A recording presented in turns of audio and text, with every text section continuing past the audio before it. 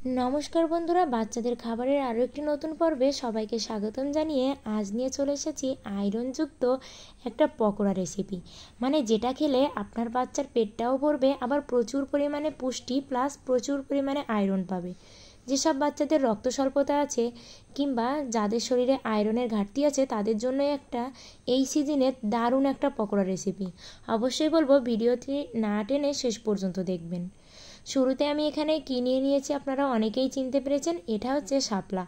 आमरा एटाके ग्रामेर भाषाय नाल बोलताम, तबे एखन आबार एकटु शहरे थेके एकटु भद्र हये गेछि ताई एटाके शापलाई बोलछि। আর টুথপিক দিয়ে শাপলাগুলোকে ঠিক এই সাইজের কেটে কেটে আমি টুথপিক দিয়ে এরকম 4-5টা একত্রে একটা মানে পকোড়ার মতো শেপ দিয়ে নিলাম।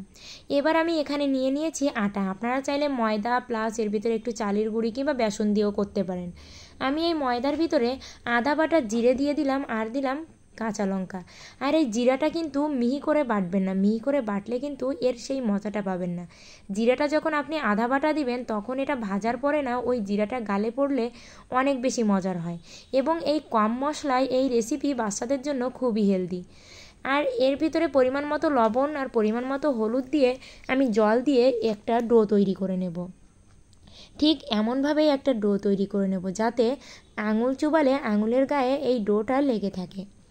এবার আমি কড়াইয়ে তেল দিয়ে এক এক করে এই সবগুলোকে আমি এই ডোয়ের ভিতরে চুবিয়ে নিয়ে এভাবে ভেজে নেব। আর এই ভাজার সময় আঁচটা আমি লো আঁচে রাখবো, কারণ হাই হিটে ভাজলে হবে কি এই উপর থেকে পুড়ে যাবে, ভেতরটা কিন্তু সেদ্ধ হবে না।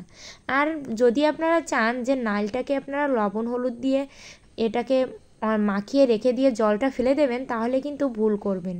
এইভাবে আপনি ভাজতে গেলে একটু একটু তেল ছিটকাবে, তবে একটু দূরত্ব বজায় রেখে ভাজবেন। কিন্তু যখন আপনি লবণ হলুদ মাখিয়ে এর রসটা ফেলে একদম নিংড়ে ফেলবেন তখন কিন্তু ওর যে পুষ্টিগুণ সেটা চলে যাবে। তাই আমি বলবো অবশ্যই এইভাবে করবেন।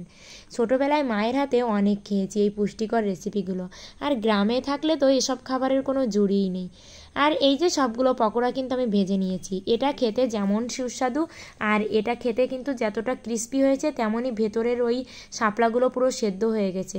তাই বলবো আপনার বাচ্চাকে যখনই স্ন্যাক্স আইটেম দেওয়া শুরু করবেন অবশ্যই এই শাপলার সিজনে এরকম শাপলা দিয়ে এই মজার এবং পুষ্টিকর রেসিপিটি ট্রাই করবেন।